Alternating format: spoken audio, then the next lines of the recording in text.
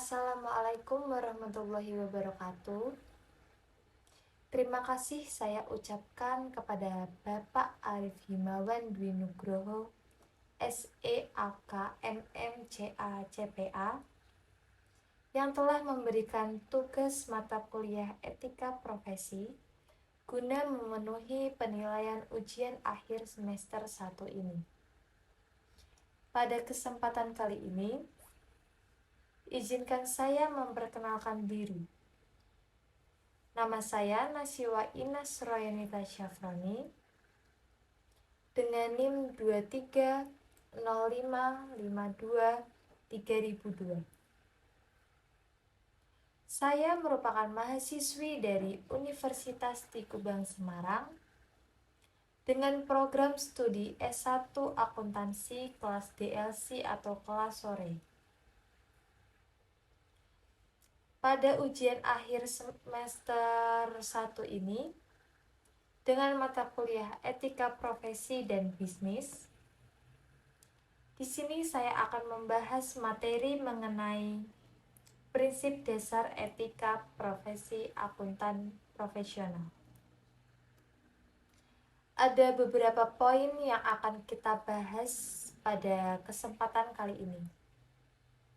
Di antaranya yang pertama, ada pengertian etika akuntansi. Yang kedua, ada tujuan etika akuntansi. Yang ketiga, ada prinsip-prinsip dasar etika akuntansi. Yang keempat, ada ancaman terhadap kepatuhan pada prinsip dasar etika. Dan yang kelima, ada tindakan yang dapat mengatasi ancaman dalam kode etik akuntan. Yang keenam, ada tantangan dalam menerapkan etika akuntansi. Dan yang ketujuh atau yang terakhir adalah materi tentang manfaat etika akuntansi Indonesia.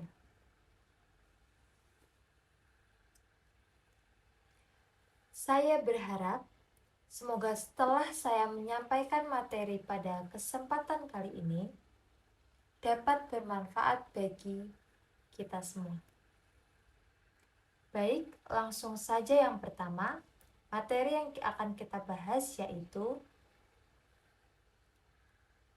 tentang apa yang dimaksud dengan etika akuntan profesional itu sendiri. Yang pertama ada pengertian etika akuntansi. Etika akuntansi adalah cabang etika yang berkaitan dengan prinsip dan standar moral yang harus diterapkan dalam praktik akuntansi itu sendiri.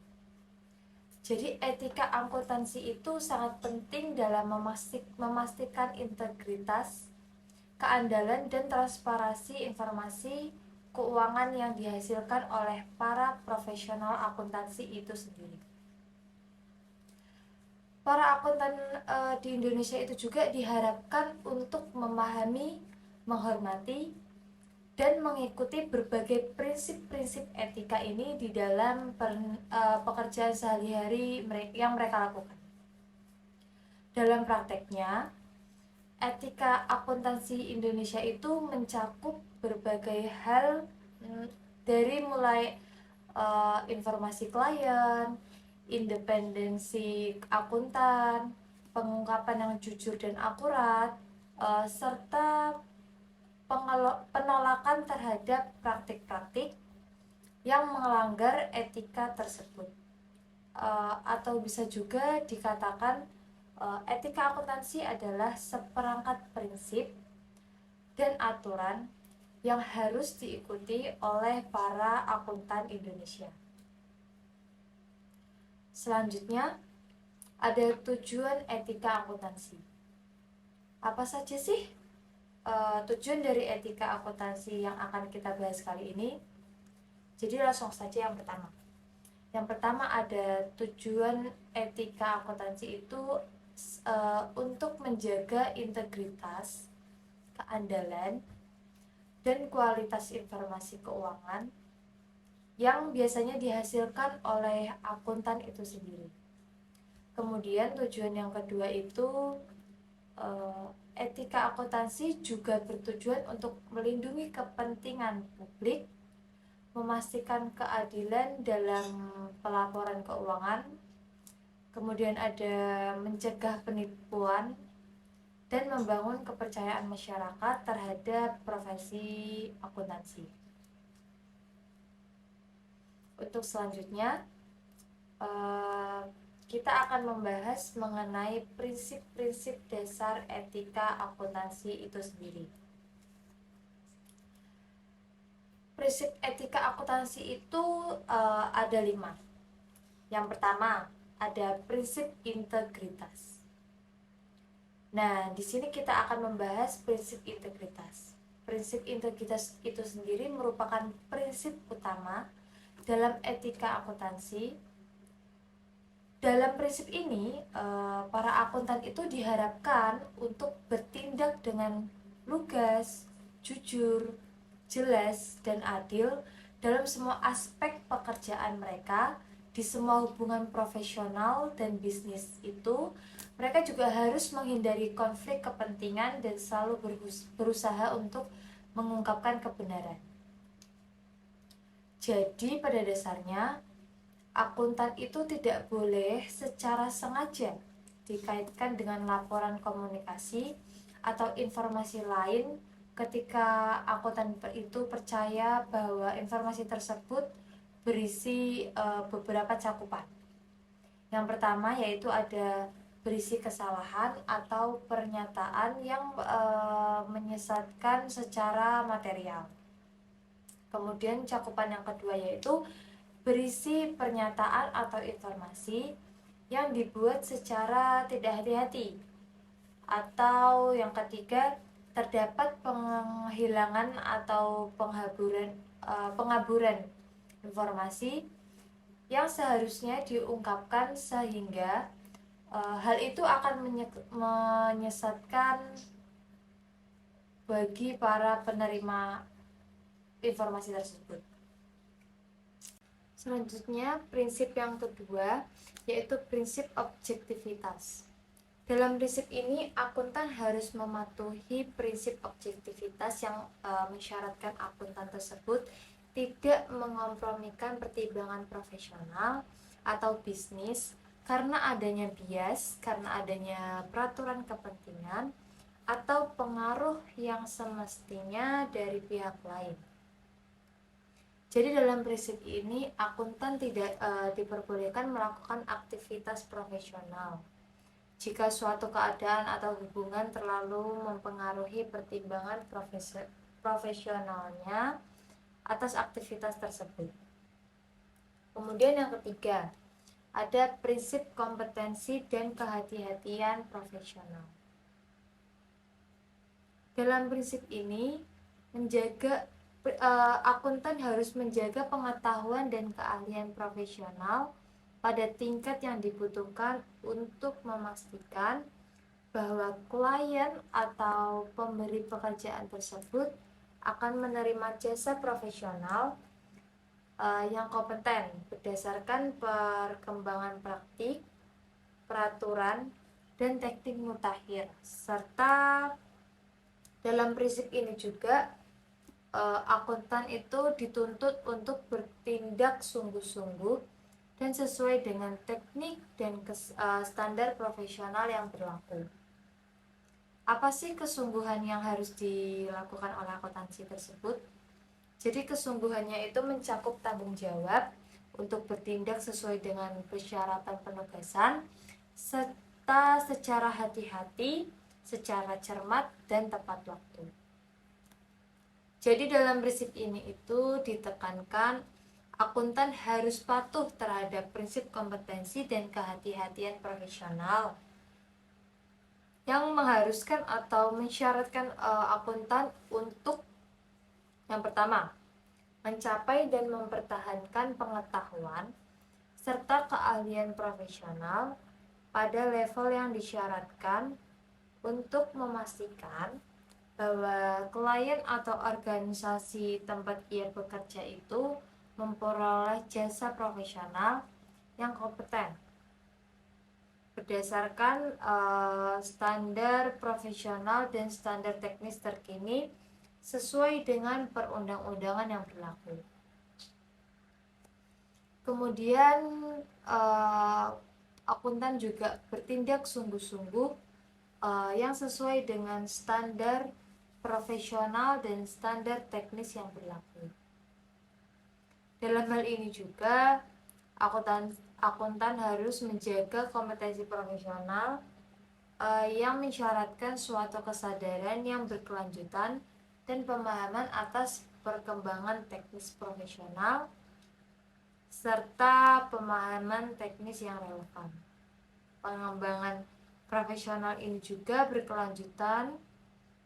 Pengembangan profesional ini juga berkelanjutan untuk memungkinkan akuntan untuk mengembangkan dan mempertahankan kemampuan bekerja. Di antaranya secara kompeten dalam lingkungan profesional itu sendiri.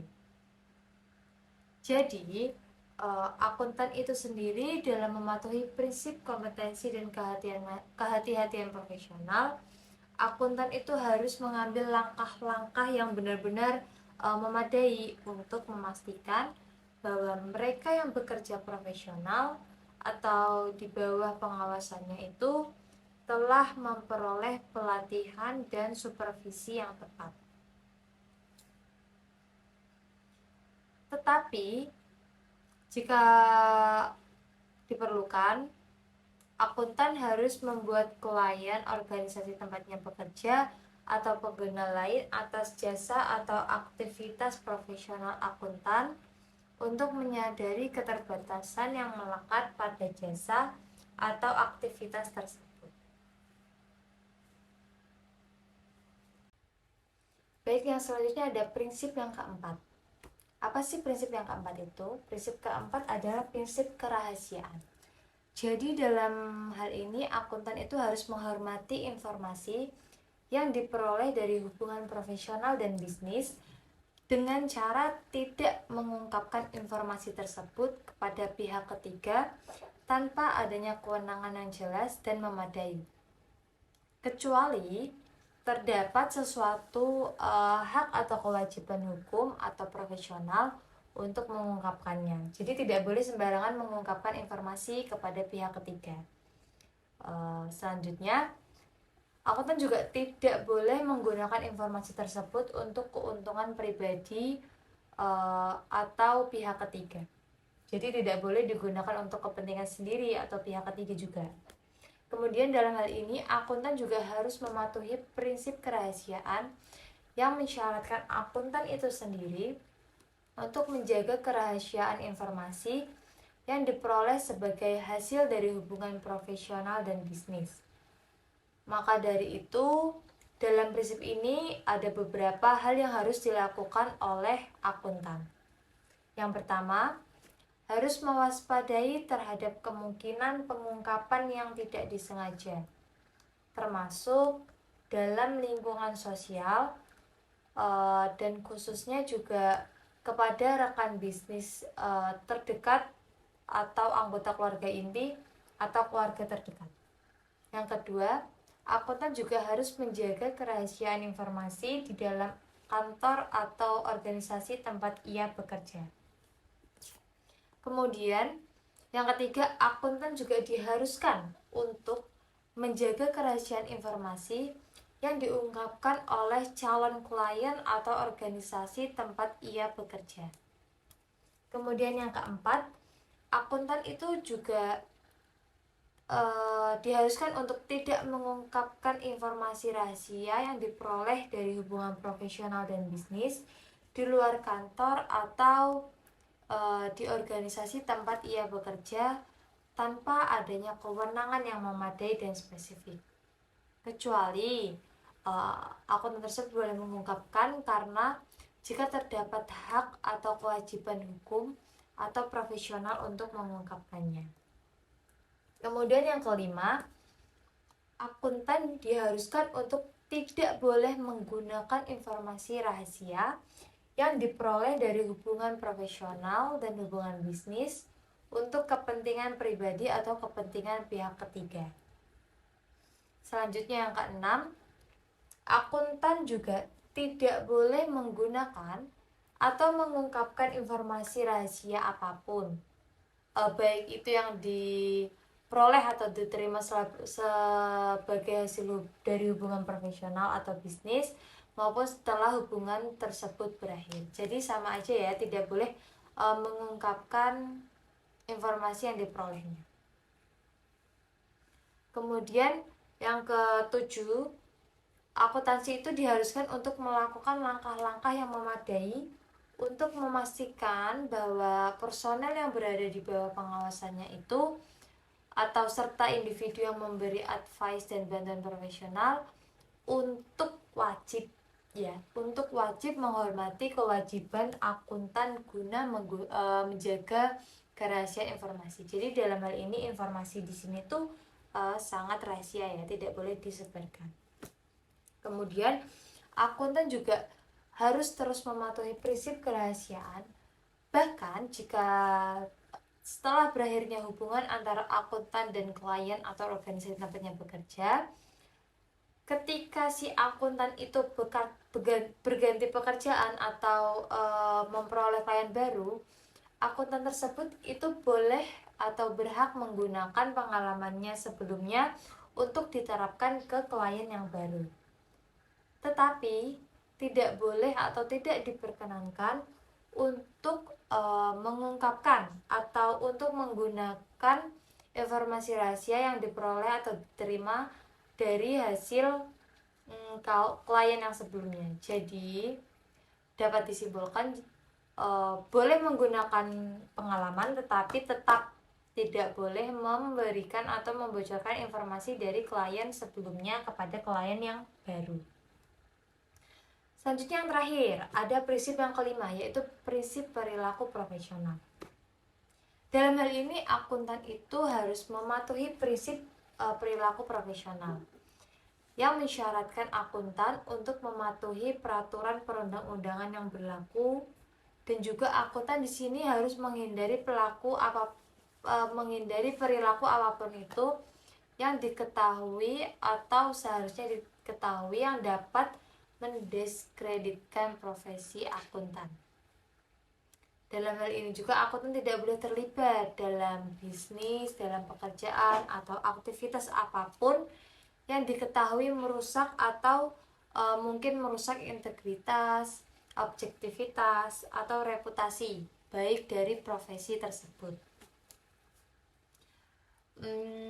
Maka dari itu dapat disimpulkan perilaku yang mungkin mendiskreditkan profesi itu termasuk perilaku yang menurut pihak ketiga yang rasional yang memiliki informasi yang memadai, atau dapat disimpulkan bahwa perilaku tersebut mengakibatkan dapat mengakibatkan pengaruh-pengaruh yang negatif terhadap reputasi profesi. Kemudian ketika melakukan aktivitas pemasaran atau promosi, akuntansi itu tersebut juga dilarang mencemarkan nama baik profesi. Jadi dalam aktivitas pemasaran atau promosi, akuntan itu tidak boleh mencemarkan nama baik profesi.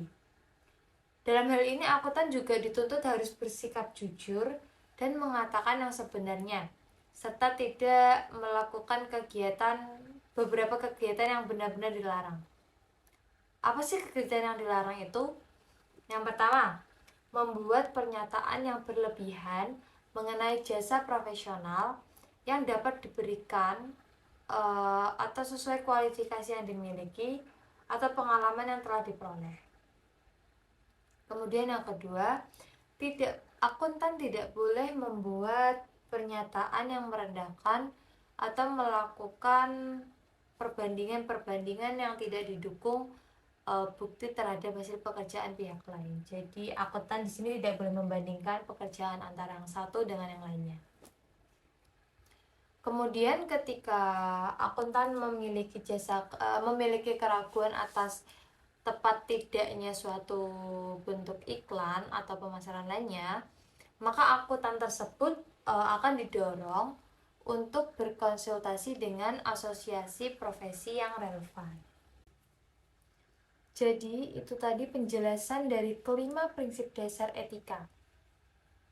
Baik, yang selanjutnya kita akan membahas materi yang berikutnya, yaitu ancaman terhadap kepatuhan pada prinsip dasar etika. Ancaman terhadap kepatuhan pada prinsip dasar etika itu sendiri terbagi dalam satu atau lebih dari kategori, yaitu yang pertama, ancaman kepentingan pribadi, ancaman telaah pribadi, ancaman advokasi, ancaman kedekatan, dan yang terakhir yang kelima itu ada ancaman intimidasi. Berikut akan saya jelaskan satu persatu dari ancaman tersebut.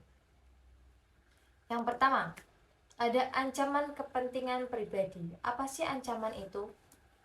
Yaitu ancaman berupa kepentingan keuangan atau kepentingan yang lain yang akan mempengaruhi pertimbangan atau perilaku akuntan tersebut secara tidak tepat. Kemudian yang kedua, ancaman telaah atau ancaman telaah pribadi, yaitu ancaman ketika akuntan tidak dapat secara tepat melakukan evaluasi atas pertimbangan yang telah dibuatnya atau aktivitas yang dilakukan oleh akuntan itu dalam kantor atau organisasi tempat ia bekerja, yang diandalkan oleh akuntan ketika membuat suatu pertimbangan sebagai bagian dari pelaksanakan aktivitas yang sedang diberikan. Kemudian selanjutnya ancaman yang ketiga. Ancaman yang ketiga itu adalah ancaman advokasi. Ancaman advokasi yaitu ancaman yang terjadi ketika akuntan mendukung posisi klien atau organisasi tempatnya bekerja sampai pada titik yang dapat mengurangi objektivitasnya, maka disebut dengan ancaman advokasi. Kemudian yang keempat ada ancaman kedekatan. Apa sih ancaman kedekatan itu? Ancaman kedekatan yaitu ancaman yang terjadi ketika hubungan yang lama atau hubungan yang dekat dengan klien atau organisasi tempat ia bekerja, akuntan tersebut bersikap terlalu bersimpati pada kepentingan klien atau organisasi tempatnya bekerja,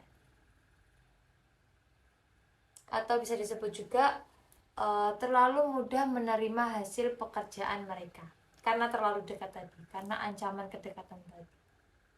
Selanjutnya yang terakhir, yang kelima, yaitu ada ancaman intimidasi.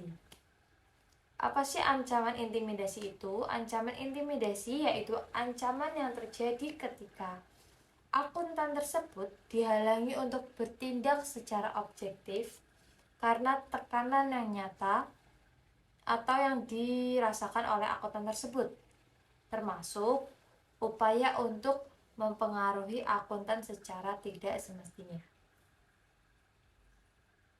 Jadi dapat disimpulkan suatu keadaan di sini tuh dapat memunculkan lebih dari satu ancaman, dan satu ancaman tersebut itu dapat mempengaruhi kepatuhan pada lebih dari satu prinsip dasar etika. Jadi dampaknya lumayan besar di sini. Kemudian ketika akuntan mengidentifikasi ancaman terhadap kepatuhan pada prinsip dasar etika, maka akuntan tersebut itu harus mengevaluasi apakah ancaman tersebut berada pada level yang tepat atau level yang diterima. Level yang dapat diterima itu adalah level ketika pihak ketiga yang rasional dan memiliki informasi yang memadai menyimpulkan bahwa akuntan mematuhi prinsip dasar etika. Dalam hal ini juga akuntan mempertimbangkan faktor kualitatif dan kuantitatif. Mempertimbangkan dua faktor, yaitu faktor kualitatif dan faktor kuantitatif yang relevan dalam mengevaluasi ancaman dan dampak gabungan dari beberapa ancaman yang dapat diterapkan. Jadi itu tadilah penjelasan dari beberapa ancaman terhadap kepatuhan dari prinsip dasar etika. Selanjutnya, pada kesempatan kali ini saya juga akan membahas materi mengenai tindakan yang dapat mengatasi ancaman dalam kode etik akuntan. Jadi dalam hal ini terdapat beberapa tindakan yang dapat mengatasi ancaman dalam kode etik akuntan. Di antaranya, yang pertama ada tindakan yang dapat menghilangkan ancaman, yaitu mengeluarkan individu tersebut dari tim audit. Jadi langsung dikeluarkan individu tersebut dari tim audit. Selanjutnya yang kedua, tindakan yang dapat menjadi pengaman untuk mengatasi ancaman, yaitu mengatur tanggung jawab tim audit sehingga tim audit tersebut itu tidak lagi berurusan dan permasalahan yang berada dalam tanggung jawab anggota keluarga inti. Tidak berurusan dalam permasalahan yang ada dalam tanggung jawab anggota keluarga inti tersebut. Kemudian tindakan yang ketiga yaitu individu atau keluarga inti tidak boleh berpartisipasi sebagai anggota tim audit ketika salah satu dari individu tersebut adalah yang pertama direktur, komisaris, atau pejabat eksekutif. Selanjutnya yang kedua, karyawan dalam posisi memberikan pengaruh yang signifikan atas penyusunan catatan akuntansi klien atau laporan keuangan yang akan diberikan oleh kantor tersebut. Selanjutnya, yang ketiga, individu tersebut adalah berada pada posisi seperti itu selama periode manapun yang dicakup oleh perikatan atau laporan keuangan. Selain itu juga terdapat beberapa pencegahan yang dibuat profesi, yang dibuat perundang-undangan, atau yang dibuat peraturan. Apa sih pencegahan yang dibuat itu? Yang pertama, persyaratan pendidikan pelatihan dan pengalaman untuk memasuki profesi. Jadi benar-benar diberikan pendidikan atau pelatihan dan juga pengalaman untuk memasuki profesi. Jadi tidak sembarangan. Yang kedua, persyaratan pengembangan dan pendidikan profesional yang berkelanjutan. Yang ketiga, peraturan tata kelola perusahaan. Yang keempat, ada standar profesi. Kemudian yang kelima, ada prosedur pengawasan dan pendisiplinan dari organisasi profesi atau regulator. Kemudian yang keenam, ada penelaahan eksternal oleh siapa? Oleh pihak ketiga yang diberikan kewenangan hukum atas laporan, atas komunikasi atau informasi yang dihasilkan oleh praktisi itu sendiri. Jadi itu tadi yang merupakan beberapa penjelasan dari beberapa tindakan yang dapat mengatasi ancaman dalam kode etik akuntan. Sudah dijelaskan tadi ya, ada lumayan banyak tindakan yang bisa dilakukan untuk mengatasi. Baik, untuk materi selanjutnya yang akan kita bahas pada kesempatan kali ini yaitu materi tentang tantangan dalam menerapkan etika akuntansi. Menerapkan etika akuntansi Indonesia dapat menjadi tantangan bagi para akuntan, dan beberapa tantangannya yang mungkin dapat dihadapi diantaranya yaitu yang pertama, ada konflik kepentingan. Akuntansi seringkali berhadapan dengan situasi di mana kepentingan klien sangat bertentangan dengan prinsip etika yang harus diikuti. Dalam situasi ini, akuntan harus mampu membuat keputusan yang adil dan mempertahankan integritas mereka. Kemudian yang kedua, tekanan eksternal. Akuntan sendiri juga dapat menghadapi tekanan dari pihak luar, bukan hanya pihak dalam, tapi juga pihak luar, seperti manajemen perusahaan atau klien yang mendorong mereka untuk melanggar prinsip etika demi keuntungan pribadi atau organisasi. Dalam hal ini, akuntan juga harus memiliki keberanian dan kekuatan moral untuk menolak tekanan tersebut dan tetap mematuhi etika yang ada. Kemudian yang ketiga ada kompleksitas regulasi. Indonesia sendiri memiliki peraturan yang kompleks dalam bidang akuntansi. Para akuntan dituntut harus memahami dan mematuhi peraturan ini, sambil tetap mematuhi prinsip-prinsip etika yang lebih luas lainnya. Mengelola dan mematuhi semua peraturan ini dapat menjadi tantangan tersendiri bagi akuntan. Selanjutnya yang keempat, ada kurangnya kesadaran. Beberapa akuntan mungkin tidak sepenuhnya menyadari pentingnya etika akuntansi dan prinsip-prinsip yang harus mereka ikuti.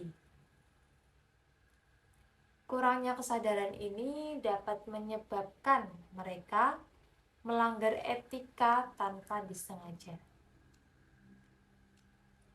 Edukasi dan pelatihan yang lebih baik diperlukan untuk meningkatkan kesadaran akan pentingnya etika akuntansi.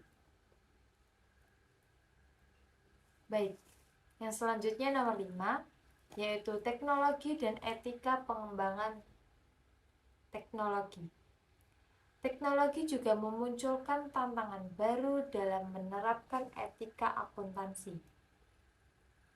Misalnya, dengan kemajuan teknologi, ada resiko kebocoran data dan pelanggaran privasi yang dapat mengancam kerahasiaan informasi klien. Akuntan juga perlu memastikan bahwa mereka memahami dan mematuhi etika terkait dengan teknologi dalam praktik akuntansi mereka.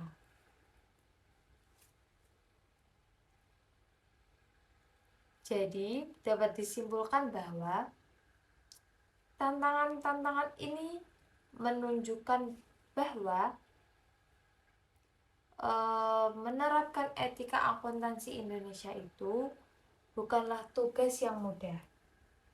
Namun, dengan kesadaran yang baik, dengan pendidikan, dan dengan komitmen yang kuat, para akuntan dapat mengatasi tantangan ini dan membangun praktik akuntansi yang etis dan profesional.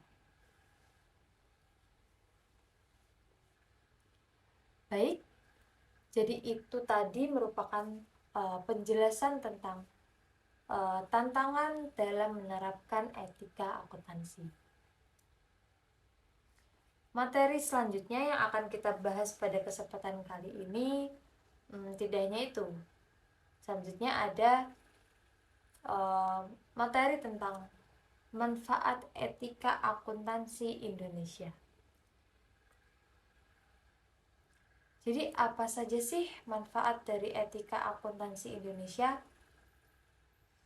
Jadi dalam kesempatan ini ada beberapa manfaat dari etika akuntansi, yaitu diantaranya yang pertama ada meningkatkan kepercayaan. Apa sih maksud dari meningkatkan kepercayaan itu? Jadi, maksud dari meningkatkan kepercayaan itu yaitu etika akuntansi Indonesia itu memainkan peran. Peran apa? Peran kunci dalam membangun kepercayaan antara akuntan dan klien. Dengan cara apa? Dengan cara mematuhi prinsip-prinsip etika, dan para akuntan itu juga dapat memperoleh kepercayaan dari klien, dapat memperoleh kepercayaan dari masyarakat yang sangat penting untuk mempertahankan hubungan bisnis yang sehat dan berkelanjutan. Kemudian, manfaat dari etika akuntan Indonesia yang kedua, yaitu ada meningkatkan kredibilitas profesi. Ya, meningkatkan kredibilitas profesi. Apa sih yang dimaksud dari meningkatkan kredibilitas profesi? Jadi, meningkatkan kredibilitas profesi itu adalah dengan cara mematuhi etika akuntansi. Para akuntan dapat meningkatkan kredibilitas profesi akuntansi di Indonesia ketika masyarakat melihat bahwa para akuntan bertindak dengan integritas mereka dan profesionalisme mereka, akan menumbuhkan atau akan memiliki kepercayaan yang lebih besar pada informasi keuangan yang disajikan oleh para akuntan itu sendiri. Baik, kemudian manfaat dari etika akuntan Indonesia yang ketiga adalah melindungi kepentingan klien.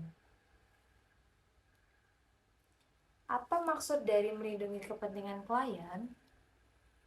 Jadi, maksud dari melindungi kepentingan klien adalah etika akuntansi itu sendiri berfungsi untuk melindungi kepentingan klien. Dengan cara apa?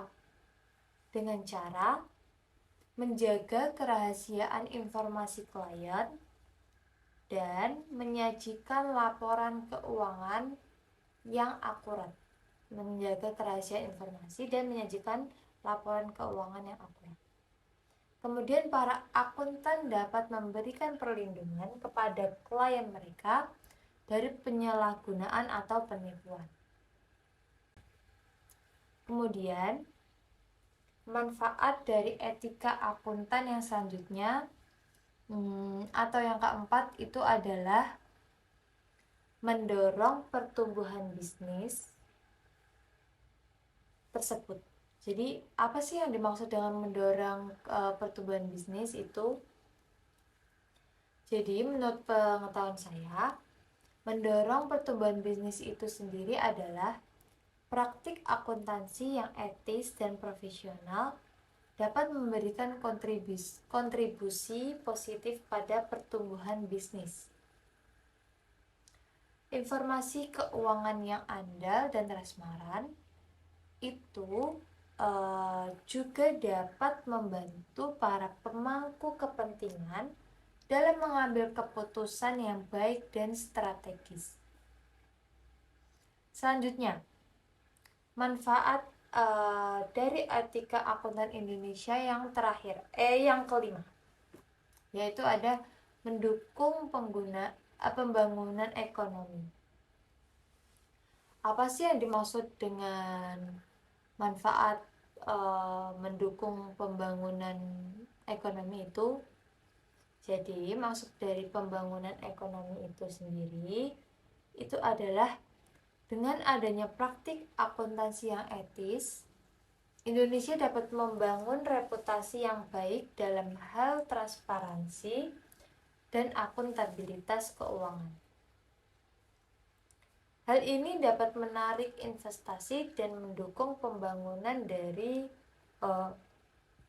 ekonomi negara. Jadi, dari penjelasan yang barusan saya sampaikan atau saya kemukakan, itu dapat disimpulkan bahwa manfaat-manfaat ini itu menunjukkan pentingnya etika akuntansi dalam membangun fondasi yang kuat untuk profesi akuntansi di Indonesia. Dengan menghormati dan mematuhi etika ini, para akuntan itu dapat memainkan peran yang penting dalam memastikan integritas dan kredibilitas dalam dunia akuntansi. Jadi, berikut tadi merupakan penjelasan dari manfaat etika akuntan Indonesia.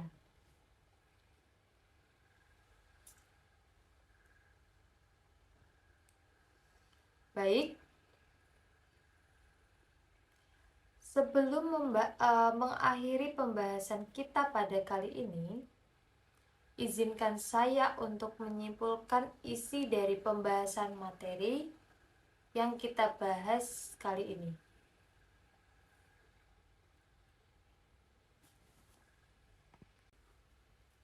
Baik, yang selanjutnya, mengapa etika akuntansi itu penting? Etika akuntansi itu penting karena menjaga integritas, keandalan, dan transparansi informasi keuangan. Hal ini juga melindungi kepentingan publik, mencegah penipuan, dan membangun kepercayaan masyarakat terhadap profesi akuntansi. Etika profesi dalam bidang akuntansi sangat perlu diperhatikan oleh setiap akuntan. Hal ini juga untuk menghindari hal-hal yang tidak diinginkan. Hal ini dilakukan untuk memenuhi tugas dan tanggung jawabnya sebagai seorang akuntan yang profesional.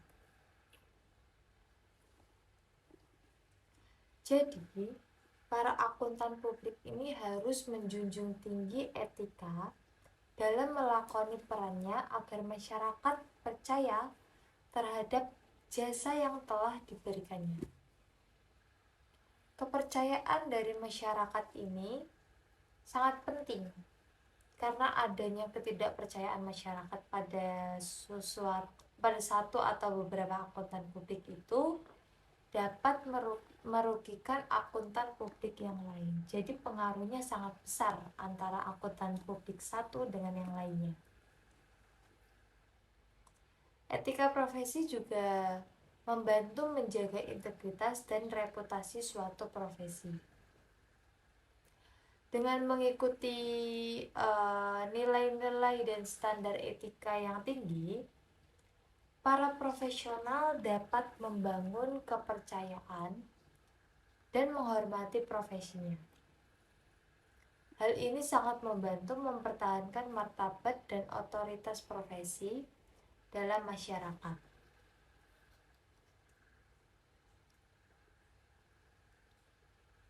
Tanpa etika profesi, apa yang semula dikenal sebagai sebuah profesi yang terhormat akan segera jatuh terdegradasi menjadi sebuah pekerjaan, pencarian nafkah biasa atau okupasi yang sedikit pun tidak diwarnai dengan nilai-nilai idealisme dan ujung-ujungnya akan berakhir dengan tidak adanya lagi respek maupun kepercayaan. Pelanggaran etika yang dilakukan oleh akuntan dapat merusak citra dan nama baik profesi akuntan. Semakin meningkatnya kasus pelanggaran etika akuntan menyebabkan krisis etika akuntan profesional.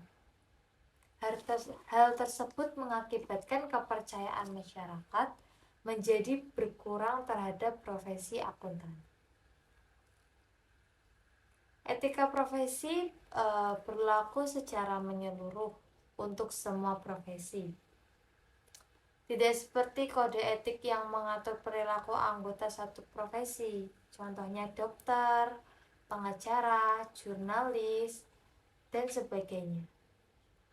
Pekerja yang baik perlu mengingat etika profesi agar bisa bekerja secara profesional. Jadi, dapat disimpulkan bahwa etika akuntansi merupakan landasan moral yang penting dalam praktik akuntansi dalam memastikan integritas, transparansi, dan keandalan informasi keuangan. Para akuntan harus mengikuti prinsip-prinsip etika akuntansi. Hal ini meliputi integritas, objektivitas, kompetensi, dan kerahasiaan. Etika akuntansi juga relevan dalam berbagai aspek akuntansi, seperti profesi akuntan, pengambilan keputusan, pelaporan keuangan, audit, dan pengendalian internal. Di era digital, tantangan baru itu akan muncul. Dan pelatihan etika akuntansi menjadi penting. Etika akuntansi juga berkontribusi pada pembangunan berkelanjutan dan membentuk reputasi profesi akuntansi yang etis.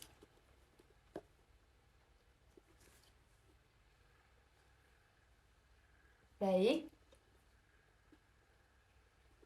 jadi pada kesempatan kali ini hanya ini yang dapat saya sampaikan mengenai materi dari prinsip dasar etika akuntansi